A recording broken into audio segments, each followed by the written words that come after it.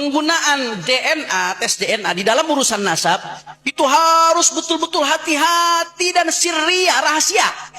Bukan untuk diungkap ke publik.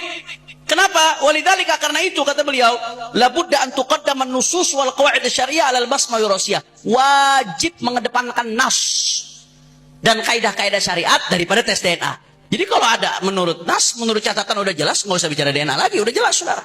Bahkan saya dengar tadi dari Kiai Ali Badri, katanya family tree-nya sendiri mengatakan kalau hasil ini bertentangan dengan catatan, ikutilah catatan keluarga Anda. Itu ada ternyata tadi saya dengar dari beliau katanya. Yang ketiga, ini penting nih, yang lagi rame, la yajuzu syar'an al-i'timad al-basmah wirathiyah fi nafyi nasab. Tidak boleh secara syariat ya berpatokan kepada basmah wirathiyah tes DNA untuk menafikan nasab. Nggak boleh. Haram secara syariat. Yang keempat, saya singkat, la yajuz istikhdam al-basmah wirathiyah biqasdi ta'aqqud min sihhatil ansab tsabita syar'an. Nggak boleh pakai tes DNA untuk takut, hanya memastikan doang. Takut memastikan min sihhatil ansab tsabita syar'an. Nah, untuk memastikan nasab yang sabitah secara syariat, nggak boleh. Secara syariat nggak boleh. Jadi nasab udah sabit secara syariat, diakui oleh para nasabah, diakui oleh ulama-ulama, haram. Sekedar untuk memastikan saja haram, nggak boleh. Bahkan ini rekomendasi. Wa yajibu 'alal jihad al-mukhtassah man'uhu. Ya, wajib bagi jihad mukhtassah seperti pemerintah untuk melarang, keluarin undang-undang, larang. Wa fardul 'uqubat, untuk ngasih hukuman bagi siapa? Bagi mereka yang ngutak-ngatik nasab dengan tes DNA. Ini rekomendasi forum fikih dunia. Kemudian beliau menyebutkan kapan saja boleh dipakai itu tes DNA untuk nasab.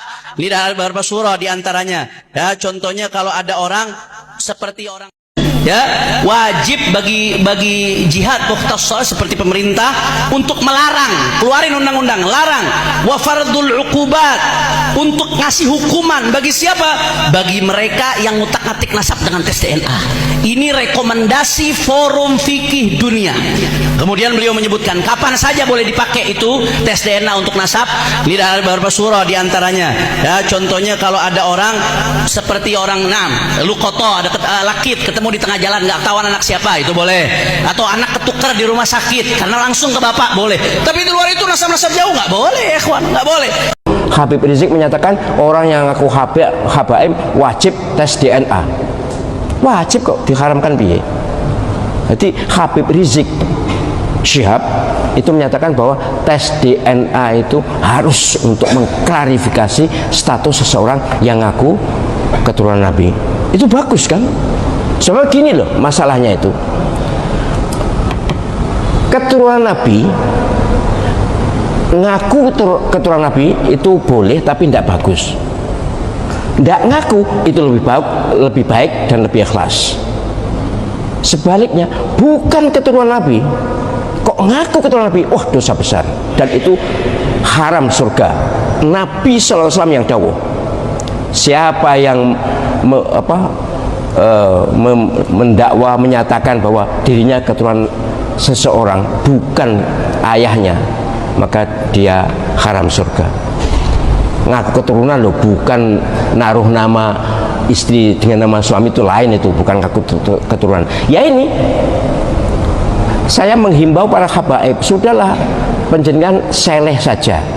Andai kata panjenengan keturunan Nabi, toh tetap dihargai oleh Allah SWT, oleh malaikat, tetap diakui. Tapi nek bukan keturunan Nabi kok ngaku keturunan Nabi, wah dosa besar. Jadi lu apik keturunan Nabi gak ngaku keturunan Nabi, gak ngumum nih, daripada ngumum nih. Tapi umpama ngumum nih pun boleh, nek asli keturunan Nabi. Lah nek ora, jelas dosa. Ya mohon maaf, ya mohon maaf. Kenapa sih ngotot-ngotot diakoni keturunan Nabi? Kenapa? Wahai para orang yang ngaku keturunan Nabi, kenapa? Kenapa kalian ngotot ingin diakui keturunan Nabi? Kenapa? Andai kata benar penyerangan keturunan Nabi, lebih bagus diam, lebih bagus sembunyi, tidak usah ditunjukkan, supaya tidak riak, supaya tidak mengganggu akidah, nggak mengganggu akhlak, tidak mengganggu pikiran, tidak mengganggu hati kita. Ini saya menghimbau pada sahabat-sahabat saya, sudahlah, andai kata penjaringan keturunan Nabi beneran, ya sudah, biar orang bilang bukan keturunan Nabi. Tapi kalau secara penelitian, secara DNA sudah jelas dibuka di umum, kok penyemaji ngotot, itu masalah pada penjenengan sendiri. Kasihan saya. Mereka adalah sahabat-sahabat saya, tetap sahabat saya, walaupun bukan keturunan Nabi, tetap sahabat saya dan baik saya dengan beliau-beliau itu.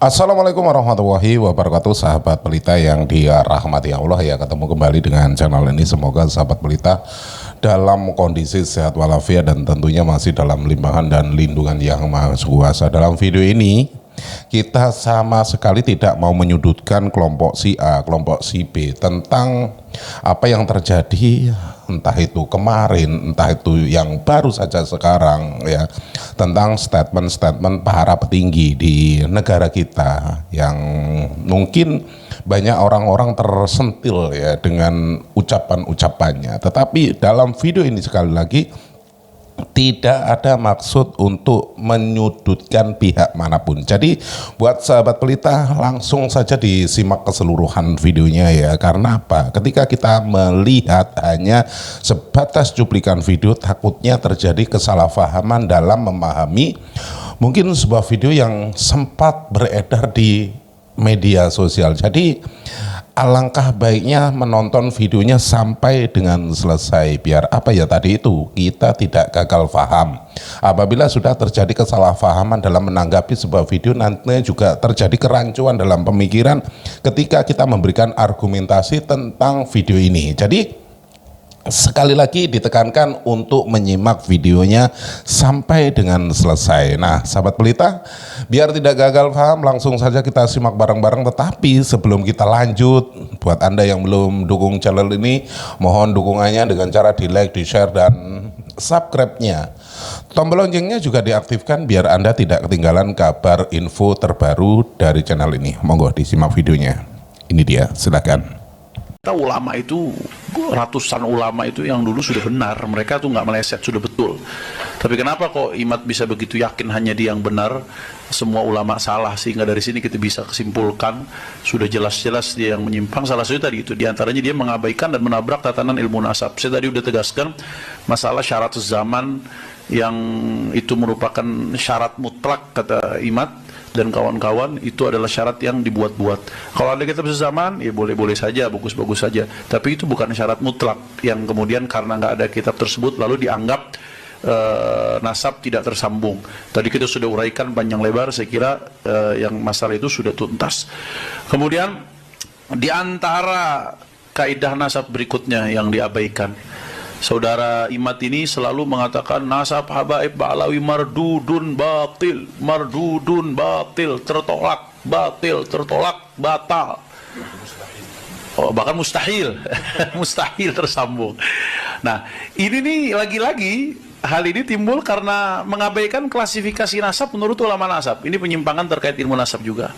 Kalau orang paham ilmu nasab ini basic sekali, hampir di semua kitab teori nasab ini yang dijadikan rujukan oleh Imad disebutkan ya, nasab itu ya setidak-tidaknya ada beberapa klasifikasi, ada beberapa perincian, saya ambil secara global. Setidak-tidaknya ada 4 bagian. Ada yang namanya nasab sahih atau nasab thabit. Nasab sahih ini adalah nasab alladzi ta'akkada thubutuhu bisilsilatin sahihah. Nasab yang telah dipastikan kebenarannya melalui rantai yang sah, ya, mujma'un ala sihhatiha min qibalin nasabin al-muhaqqiqin, yang disepakati keabsahannya oleh para nasabah yang muhakkik. Di sini maksudnya disepakati setiap nasabah yang membahas nasab tersebut menganggap sah. Nah, kalau yang nggak bahas ya layung sabuli sakitin qaulun, kalau yang nggak bahas ya berarti dia nggak ada pendapat. Ini kita bicara setiap ulama nasab yang ngebahas nasab tersebut menganggap itu sah. Nah, itu nasab yang seperti ini dianggap sebagai nasab sahih atau disebut juga sahihun thabit. Nah, itu yang pertama. Dan para ulama dengan kesaksian mereka mengatakan nasab balawi termasuk kategori ini karena semua nasabah yang bahas nasab balawi menganggap ini nasab sah. Nggak ada satupun nasabah yang bahas nasab balawi kemudian menganggap nasabnya tidak sah. Ilmu genealogi adalah merupakan bagian dari ilmu sejarah. Bahkan bisa dikatakan ilmu nasab atau ilmu genealogi merupakan ilmu bantu sejarah. Maka kajian ilmu nasab harus memiliki karakteristik kajian sejarah. Dia harus bersifat empiris, scientific dividend, harus bisa dibuktikan secara ilmiah. Tidak boleh ada sebuah narasi sejarah kita taken for granted, menerima begitu saja, harus dibuktikan. Tidak boleh ada sebuah pengakuan nasab yang bersimultan pengakuan ini dengan privilege tertentu, baik secara sosial antropolog maupun secara paham keagamaan dari tafsir yang dapat diterima. Ketika ada susunan nasab, umpama tentang baginda Nabi, dia mengaku merupakan bagian dari keturunan baginda Nabi besar Muhammad SAW, maka kita harus uji di meja saintifik, harus dibuktikan secara ilmiah berdasarkan metodologi kajian ilmiah sejarah yang dapat diterima bersama, bukan hanya diterima oleh ahli nasab, tapi juga logika kebenarannya dapat diterima oleh semua orang. Saya kecil-kecilan mengkaji nasab orang yang mengaku keturunan Nabi di Indonesia dari klan Ba'alawi, yang sama ini mengaku sebagai keturunan daripada baginda Nabi besar Muhammad SAW. Kaum Ba'alawi yang kita kenal di Indonesia dengan istilah Habib mengaku sebagai keturunan Nabi Muhammad SAW melalui jalur Ahmad bin Isa bin Muhammad An-Naqib bin Ali Al-Uraidi bin Ja'far Shadiq bin Muhammad Al-Baghir bin Ali Zainal Abidin bin Husain bin Fatimah Zahra bin Kanjeng Nabi besar Muhammad SAW. Ahmad bin Isa, ini titik poinnya, dari sini yang diakui. Ahmad bin Isa ini wafat 345 Hijriah, telah terkonfirmasi sebagai keturunan Nabi Muhammad SAW melalui pelacakan kitab Tahdhibul Ansab karya Al-Ubaidili yang wafat tahun 435 Hijriah. Sosok Ahmad bin Isa ini lulus tes uji petik dari kitab nasab. Kemudian menurut keluarga Ba'alawi, Habib-Habib yang ada di Indonesia, Ahmad bin Isa mempunyai anak bernama Ubaidillah, kemudian Ubaidillah ini mempunyai anak bernama Alwi. Alwi inilah yang menurut keluarga Ba'alawi adalah leluhur mereka. Alawi bin Ubaidillah bin Ahmad bin Isa bin Muhammad An-Naqib bin Ali Al-Uraidi bin Ja'far Shadiq Muhammad Al-Baghir bin Ali Zainal Abidin bin Husain bin Fatimah bin Nabi besar Muhammad SAW. Ini nasab mereka, dan kita bisa lihat dari tokoh-tokoh mereka yang senang majang-majang nasab di media sosial. Semuanya akan bermuara kepada seseorang yang bernama Alwi yang disebut sebagai anak Ubaidillah. Ubaidillah ini adalah katanya anak Ahmad bin Isa. Ahmad bin Isa telah sahih sebagai keturunan Nabi, selesai atau lulus uji petik dari kitab-kitab yang ada pada zamannya yang primer atau yang sekunder. Tetapi apakah betul seorang yang bernama Ahmad bin Isa ini mempunyai anak bernama Ubaidillah? Ada seorang ulama besar yang hidup lebih kurang sekitar 1000 tahun yang lalu, yaitu Al-Imam Ahmad bin Isa, atau dikenal dengan Al-Imam Ahmad Al-Muhajir, atau dikenal dengan Al-Muhajir ilallah. Beliau itu lahir sekitar tahun 260 atau 265 Hijrah dan wafat sekitar tahun 345 Hijrah. Kalau sekarang 1445 berarti sudah lebih dari 1000 tahun yang lalu. Akhlak ulama 1000 tahun yang lalu itu jauh dengan orang-orang saat ini. Ibadah mereka, waraknya mereka, zuhudnya mereka, khusyuknya mereka, takutnya mereka sama Allah Subhanahu wa ta'ala itu jauh-jauh dengan apa yang kita alami saat ini di zaman ini. Jauh sekali. Al-Imam Ahmad bin Isa itu adalah keturunan keempat dari Al-Imam Ja'far As-Sadiq rahimahullah ta'ala anhu. Ya, jadi Ahmad Al-Muhajir bin Isa Ar-Rumi bin Muhammad Al-Baghir bin Ja'far As-Sadiq. Dan Imam Ahmad Al-Muhajir atau Ahmad bin Isa ini adalah keturunan ke-8 dari Al-Imam Ali bin Abi Talib karramallahu wajhah wa Sayyidatuna Fatimah Az-Zahra binti Rasulillah sallallahu alaihi wasallam. Kalau ditarik sampai kepada Nabi Muhammad sallallahu alaihi wasallam, beliau adalah keturunan ke-9, masih dekat dengan Rasulullah sallallahu alaihi wasallam. Beliau hidup 1000 tahun yang lalu. Beliau asalnya tinggal di Basrah dengan segala macam kenikmatan kekayaan. Lalu beliau meninggalkan itu semua untuk dakwah di jalan Allah melalui jalan ribuan kilometer dari Basrah di Irak sampai ke Makkah, ke Madinah dulu, tinggal setahun di Madinah dekat dengan buyut beliau yaitu Nabi Muhammad sallallahu alaihi wasallam. lalu kemudian beliau ke Mekah, setelah itu untuk haji, lalu melanjutkan perjalanan ribuan kilometer ke Yaman, Dau'an, daerah yang kering jauh dengan Basrah, yang penuh dengan sungai, penuh dengan pohon-pohon, dengan tumbuhan, dengan segala macam. Meninggalkan harta begitu banyak, kebesaran, kekuasaan dan sebagainya yang beliau miliki, hanya untuk dakwah di jalan Allah di negeri yang penuh dengan tandus kering. Namun nasab ini tertolak. Saya senang kalau menulis bikin kesimpulan dulu, biar orang itu tidak mengira-ngira. Karena urutan nasab seperti ini baru muncul dalam kitab keluarga Ba'alawi setelah 550 tahun pasca wafatnya Ahmad bin Isa. Tadi kita kenal wafatnya 345. Sedangkan kitab-kitab nasab yang paling dekat dengan masa hidupnya Ahmad bin Isa, yaitu kitab nasab yang ditulis di abad ke-5, tidak menyebutkan bahwa Ahmad bin Isa mempunyai anak bernama Ubaidillah. Mulai dari kitab abad ke-5, ke-6, ke-7, ke-8, tidak menyebutkan Ahmad bin Isa mempunyai seorang anak yang namanya Ubaid atau Ubaidillah. Kitab abad ke-5, Muntaqilat Halibiyah, karya Abu Ismail Tabatabai yang wafat tahun 400 Hijriah menyebutkan bahwa sebagian anak Ahmad bin Isa adalah Muhammad yang tinggal di Roy, tidak ada Ubaid. Kitab abad ke-5, Tahdhibul Ansab, karya Al-Ubaidili yang wafat tahun 435 menyebutkan pula bahwa sebagian anak Ahmad bin Isa adalah Muhammad. Kitab abad ke-5, Al-Mazdi, karangan Al-Umari, wafat 490 menyebut pula bahwa sebagian anak Ahmad bin Isa adalah Muhammad. Kitab abad ke-5 sepakat tidak menyebutkan bahwa Ubaidillah sebagai anak Ahmad bin Isa. Namun masih ada kesempatan. Kitab-kitab abad ke-5 tersebut masih membuka masuknya nama lain dari anak-anak Ahmad bin Isa karena kalimat yang dipakai adalah kalimat yang tidak menunjukkan makna terbatas atau hasr.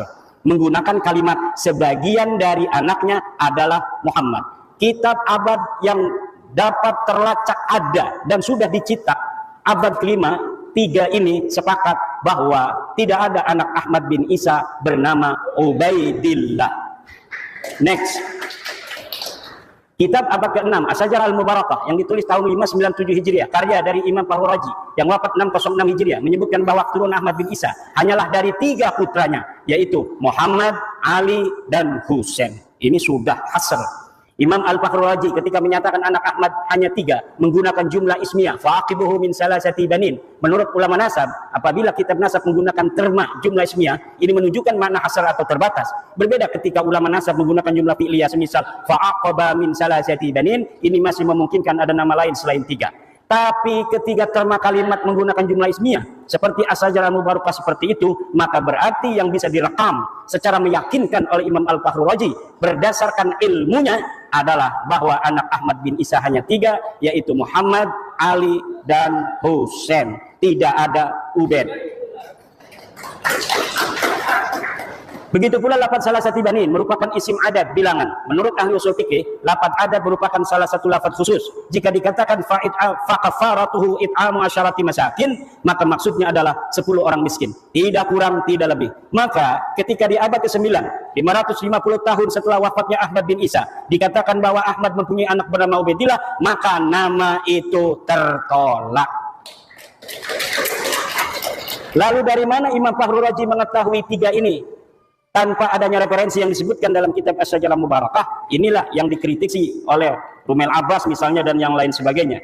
Imam Fahru Raji, saudara, ketika menyebut anak Ahmad bin Isa hanya terbatas pada 3 saja, ini sangat bisa dipercaya. Kenapa? Karena ia tinggal di kota Roy di Iran. Sedangkan di Roy banyak anak keturunan Ahmad bin Isa dari jalur Muhammad bin Ahmad bin Isa. Kitab abad ke-7. Ini tadi abad ke-6 sudah dihasar bahwa anaknya cuma 3. Sekarang bagaimana reportase dari kitab-kitab yang ada yang sampai kepada kita dari abad ke-7, ke-8 dan ke-9 awal. Kitab abad ke-7 Al-Fahri, karangan Imam Al-Marwazi yang wafat 614 Hijriah, juga tidak menyebut nama Ubaidillah sebagai anak Ahmad bin Isa. Ia hanya menyebutkan bahwa sebagian anak Ahmad bin Isa adalah Muhammad. Kitab abad ke-8 Al-Asili, karya At-Taqtaqi yang wafat 709 Hijriah menyatakan bahwa sebagian anak Ahmad bin Isa adalah Muhammad. Kitab abad ke-8 As-Sabatul Musan, karya Ibnu Al-Araj Al-Husaini yang wafat 787 Hijriah menyatakan bahwa sebagian anak Ahmad bin Isa adalah Muhammad. Kitab abad ke-9 Umdatul Talib, karya Ibnu Inabah yang wafat tahun 828 Hijriah menyatakan bahwa sebagian anak Ahmad bin Isa adalah Muhammad. Maka ada 8 kitab nasab yang sudah saya sebutkan yang membentang mulai dari abad ke-5, ke-6, ke-7, ke-8 dan ke-9 awal sepakat bahwa Ahmad bin Isa tidak mempunyai anak bernama Ubaidillah, dan di abad ke-6 sudah dihasar bahwa anak Ahmad bin Isa hanya 3. Maka masuknya nama Ubaidillah sebagai anak Ahmad bin Isa tidak bisa dianggap sah. Next. Kapan muncul nama Ubaidillah sebagai anak Ahmad bin Isa? Ubaidillah muncul sebagai anak Ahmad bin Isa pada abad 9 Hijriah. Dimunculkan oleh Habib Ali bin Abu Bakar As-Sakran yang wafat 895 Hijriah dalam kitabnya Al-Burqa Al-Musiqah dengan menghusnuzoni. Ini bahasa saya. Kalau bahasa Tengku ini nggak boleh katanya husnuzon itu. Nama Abdullah yang ada pada As-Suluk sebagai Ubaidillah. Ceritanya ada kitab sejarah yang menyebutkan sebuah silsilah dari seorang ahli hadis yang bernama Ali Abu Hasan Ali bin Muhammad. Terus binnya kemudian dia bin Abdullah bin Ahmad bin Isa. Lalu kata keluarga Habaib ini, oh saya punya leluhur namanya Ubaid. Mungkin Ubaid ini adalah Abdullah. Maka kemudian diurutlah nasabnya dengan menghusnuzoni nama leluhurnya Ubaid ini sebenarnya namanya adalah Abdullah. Yang kemudian ditasgir menjadi Ubaidullah. Lanjut. Ini ada keterangannya. Di tahun 732 sudah ada orang yang dicatat kitab As-Suluk sebagai anak Ahmad bin Isa. Selain dari 3 anaknya yang disebut dalam As-Sajalah Mubarakah. Namanya Ali dari keluarga Bajadid Abu Alwi. Katanya ia keturunan Ahmad bin Isa dari anaknya yang bernama Abdullah. Nama lengkapnya Abu Hasan Ali bin Muhammad bin Ahmad bin Jadid bin Ali bin Muhammad bin Jadid bin Abdullah bin Ahmad bin Isa. Nama Abdullah inilah yang dihusnuzoni oleh Ali As-Sakran sebagai Ubaid, di mana leluhurnya dulu bernama Ubaid. Lalu ia memahami bahwa Ubaid ini sebenarnya Ubaidillah dan Ubaidillah ini sebenarnya adalah Abdullah yang ditulis di kitab As-Suluk. Sejak itulah keluarga As-Sakran menulis silsilah leluhurnya sebagai Ba'alwi. Lalu apakah ini aman? Kita lihat. Sayangnya silsilah Ba'alwi Bajadid juga sebenarnya bermasalah karena ternyata kitab As-Suluk ada 3 manuskrip riwayat yang berbeda. Jadi manuskrip As-Suluk yang dikarang 732 sampai kepada Ali As-Sakran 895 yang nyampe ke beliau hanya salah satu manuskrip yang dicetak daripada 3 manuskrip sebenarnya yang ada. Yang mana yang benar? Wallahu a'lam bishawab. Yang jelas ad-dalilu idza tarakahul ihtimalu saqata bihil istidlal. Sebuah dalil apabila telah masuk di dalamnya ada kemungkinan ihtimal yang tidak qat'i, maka dia tidak boleh dijadikan lagi sebagai dalil.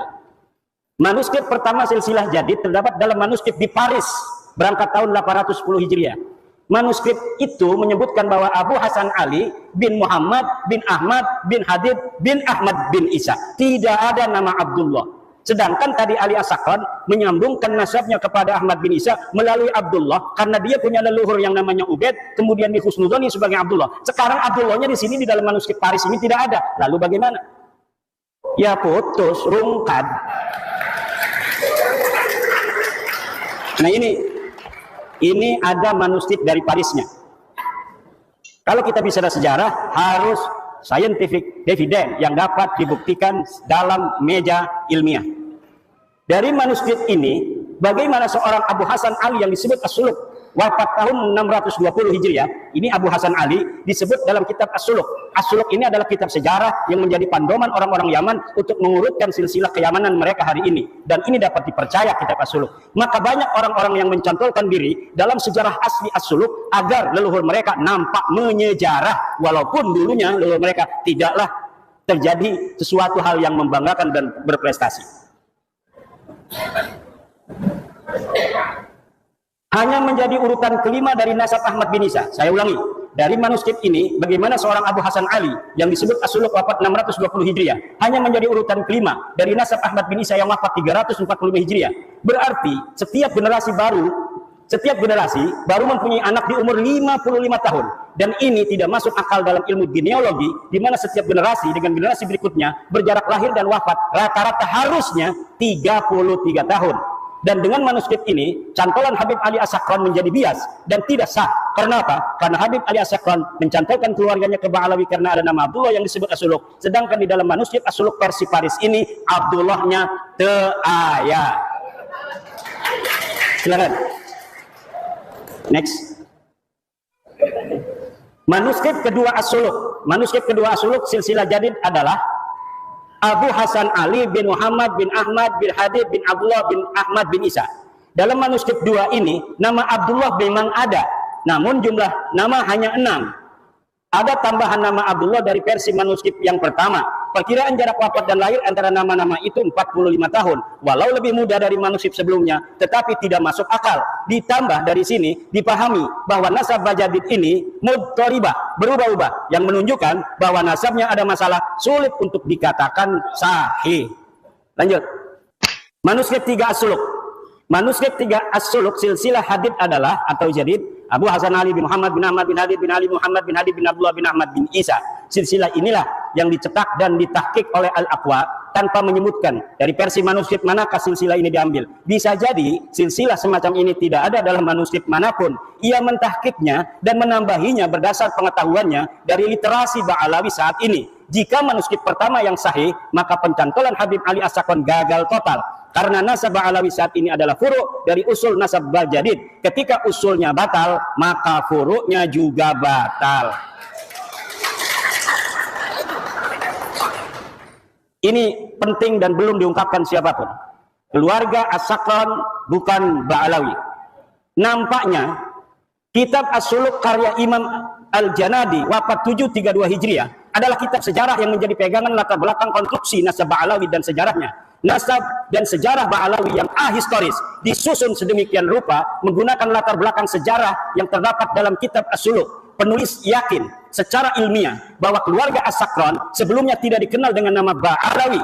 Nama Ba'alawi keluarga As-Sakron itu dikenal setelah kitab Al-Burqah dan kitab Al-Jauharus Safaq ditulis, yaitu milik Habib Abu Bakar As-Sakron dan Imam Al-Khatib. Seperti film fiksi sejarah Arya Kamandanu yang skenarionya ditulis berlatar belakang sejarah Majapahit. Ada orang namanya Ba'alawi dulu, ada silsilahnya ditulis dalam kitab sejarah. Lalu orang yang abad 9 mengatakan, itu leluhur saya. Itu. Sejak itulah dia menggunakan nama yang ada dalam kitab itu untuk keluarga dia dan keturunannya. Next. Ini versi ilmiah ya. Interpretasi dari sumber-sumber yang kita dapatkan. Perhatikan kitab An-Nabhah Al-Ambariyah. Ini kitabnya. Setiap saya ngomong kitab, saya tidak sebutkan, tetapi ada foto dari kitab dan halamannya. Perhatikan kitab An-Nabhah Al-Ambariyah karya Muhammad Kazim bin Abil Futuh wafat 880 Hijriah.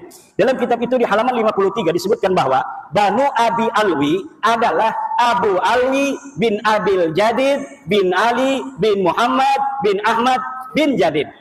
Dalam kitab itu, ulama yang hidup di abad 9 dan tinggal di Yaman sama sekali tidak menyebut nama-nama keluarga Ali As-Sakran yang ada pada masa itu atau sebelumnya. Seperti Faqih Muqaddam Muhammad Sohaib Mirbad sebagai Ba'alawi. Ia hanya menyebut keluarga Jadid. Padahal pengarang kitab An-Nabhah Al-Ambariyah ini hidup semasa dengan Ali As-Sakran. Kalau pada masa itu dan sebelumnya keluarga Habib Ali As-Sakran dikenal sebagai Ba'alawi, tentunya Muhammad Kazim akan menulis contoh-contoh Ba'alawi selain dari Jadid disebutkan, yaitu dari keluarga-keluarga Faqih Muqaddam dan sebagainya. Ini membuktikan bahwa keluarga Ba'alawi yang terkenal itu hanyalah dari keluarga Jadid. Keluarga Ali As-Sakran dan leluhurnya sebelumnya bukan keluarga Ba'alawi. Jika keluarga As-Sakran dikenal dengan nama Ba'alawi, tentu Abil Futuh yang hidup sejaman dengan As-Sakran akan menyebut minimal satu nama yang mengindikasikan bahwa keluarga As-Sakran adalah bagian dari Ba'alawi. Perhatikan kitab An-Nabhah Al-Ambariyah halaman 53. Di sini nggak kelihatan, silahkan di Google saja. Next. As-Sakran hanya bisa menyebut dua nama keluarga Jadid. Habib Ali As-Sakran yang mengatakan bahwa Jadid yang ada dalam kitab sejarah itu As-Suluk adalah saudara dari Alwi, leluhur dia. Hanya bisa menyebutkan dua nama keluarga Jadid. Dua nama itu persis sama dengan yang disebut kitab As-Suluk, yaitu Abu Hasan Ali dan Abdul Malik yang berketurunan di India. Jika Jadid adalah betul-betul saudara Alwi, leluhurnya yang ditulis, dan ini pun saya yakin tidak ada orangnya, tentu akan banyak nama-nama selain keduanya yang diketahui Ali As-Sakran. Tapi mengapa As-Sakran seperti orang asing di keluarga Bajadid hanya mengetahui dua nama dari keluarga Bajadid yang diketahui dari kitab As-Suluk, yang bukan hanya diketahui oleh dia, kita juga mengetahui bahwa keluarga Jadid mempunyai dua nama yang tertulis dalam sejarah, yaitu Abu Hasan Ali dan Abdul Malik. Apa bedanya saya dengan dia? Sama-sama mempunyai dua nama saja, padahal dia mengaku sebagai keluarga besarnya. Silakan. Makam Ahmad bin Isa ditemukan setelah 602 tahun. Ahmad bin Isa yang wafat tahun 345 Hijriah Makamnya hari ini berada di Husaisah. Lalu apakah makam itu sudah dikenal sejak tahun wafatnya itu? Yaitu 345. Al-Janabi 732 Hijriah tidak merekam adanya makam Ahmad bin Isa. Padahal ia sejarawan yang rajin mencatat nama-nama makam yang diziarahi dan dianggap berkah. Artinya, pada tahun 732 Hijriah itu, makam Ahmad bin Isa belum dikenal seperti saat ini. Telah berjarak 387 tahun sejak wafatnya, makam Ahmad bin Isa belum dikenal orang. Ini dalam reportase As-Suluk yang rajin jarahin makam, tetapi dia mencatat nama makam-makam lain, tidak mencatat nama Ahmad bin Isa yang katanya sudah wafat 345 Hijriah di Yaman. Ini orang Yaman, Al-Janabi. Syekh Ahmad bin Hasan Muallim menyatakan, tidak ada dalam sejarah Yaman makam diagungkan yang di atasnya ada mashhad dan masjid sampai separuh abad 5, kecuali yang disebut sebagai Masjid Syahidain di San'a, Al-Kuburiyah fil Yaman 176. Lalu kapan berita bahwa Ahmad bin Isa ini dimakamkan di Husaisah?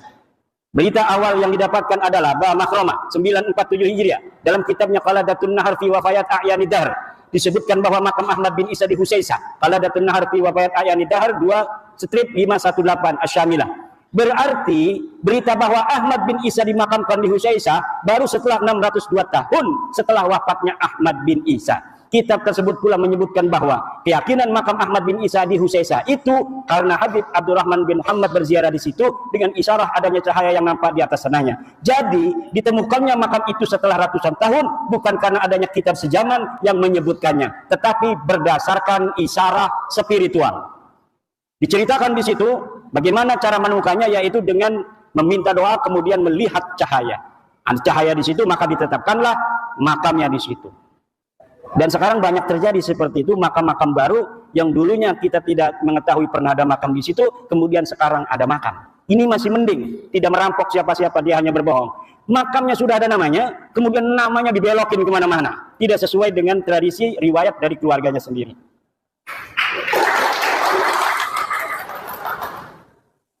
Kitab-kitab sejarah yang ditulis setelah masa Ahmad bin Isa sampai abad 9, ini kitab sejarah, tadi kitab nasab.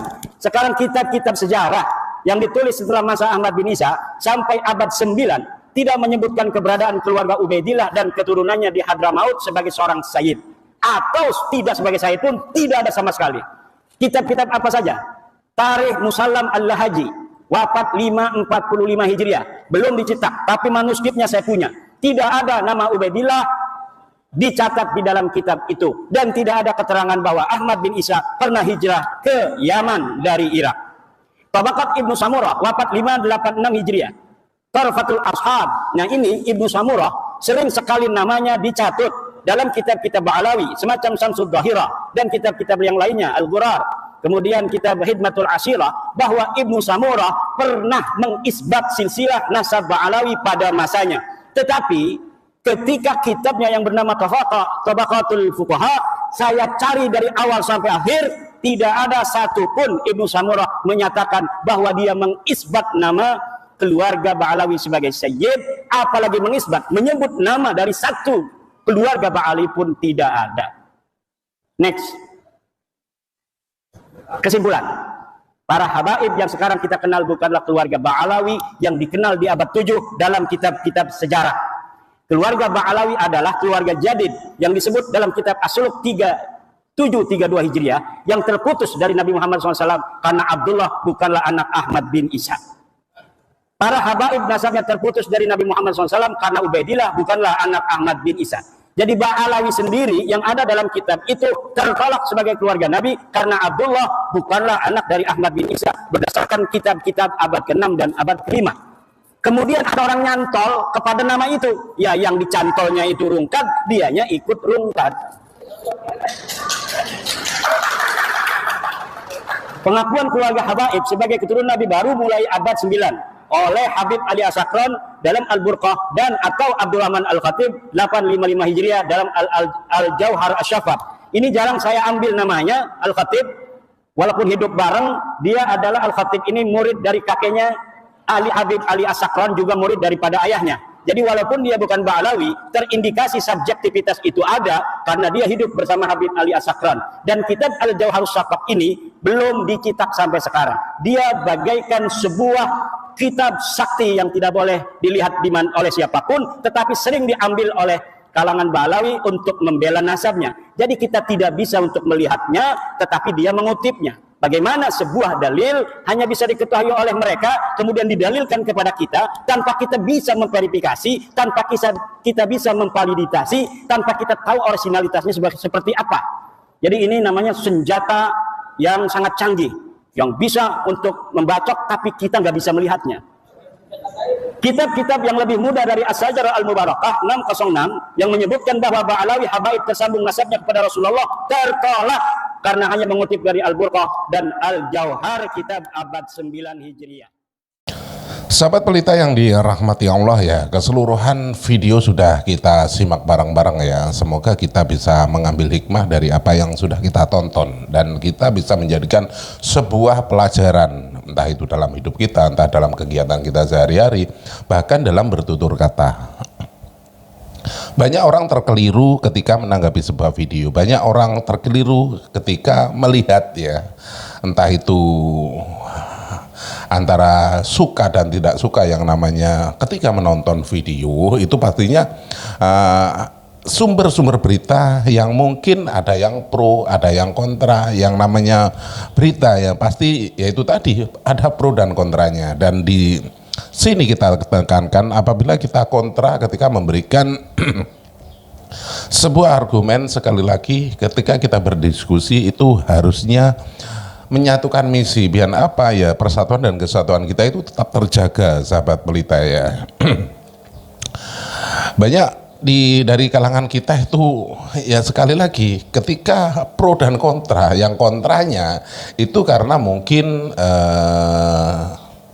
kurang suka, yang ketika pro itu janganlah memandang atau melihat sesuatu dari kacamata Anda sendiri dan memaksakan kehendak ketika memberikan sebuah argumen. Orang ketika mencintai membabi buta itu semua yang mungkin keluar dari apa yang sudah disampaikan. Mungkin ada sosok yang mungkin dicintai ya dalam video ini. Satu contoh lah, orang-orang yang mungkin selalu memberikan ceramah dan lain sebagainya. Dan orang itu kebetulan merupakan idola ya, junjungan lah katakanlah ya, seperti itu.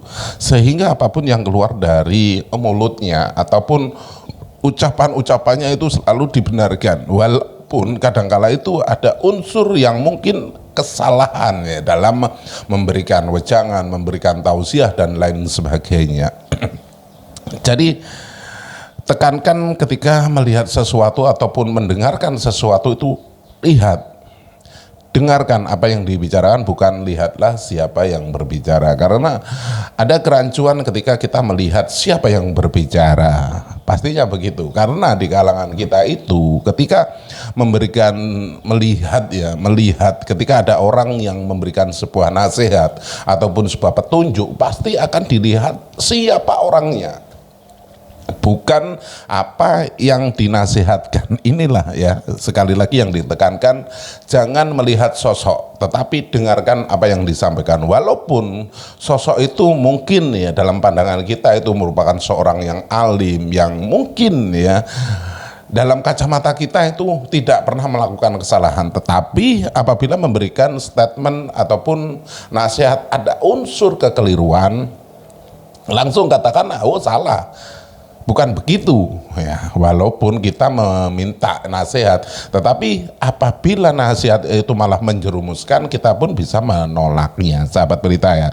Karena dalam diri kita itu harus bisa berpikir secara nalar, sahabat pelita ya. Dan tentunya banyak dari kalangan-kalangan kita itu selalu yang mungkin dalam ranahnya dianggap sebagai alim, ulama dan lain sebagainya, tetapi dalam konteksnya itu selalu membuat keonaran, entah itu memprovokasi jamaahnya untuk tidak setuju dengan pemerintahnya dan lain sebagainya. Kan banyak seperti itu ya, mengajak mengadu domba antar sesama. Nah, dari sinilah kita harus paham, harus jeli dan bisa mengkoreksi apa yang harus kita sortir ya, apa yang harus kita simak ya. Jadi buat sahabat pelita yang dirahmati Allah, gunakan akal pikiran yang waras. Biar apa? Biar tidak konslet. Terima kasih sudah klik video ini, dan apabila video ini bermanfaat, jangan lupa di like, di share sebanyak-banyaknya, dan tinggalkan jejak Anda di kolom komentar. Di akhir video sekali lagi izinkan saya mohon maaf yang tak terhingga apabila ada unsur kata-kata saya yang mungkin kurang berkenan di hati Anda, karena yang namanya orang itu ketika memberikan ucapan, memberikan salam itu mungkin ada yang terkeliru. Jadi sekali lagi izinkan saya mohon maaf yang tak terhingga. Di akhir video terima kasih, dan saya akhiri wabillahi taufik wal hidayah. Wassalamualaikum warahmatullahi wabarakatuh.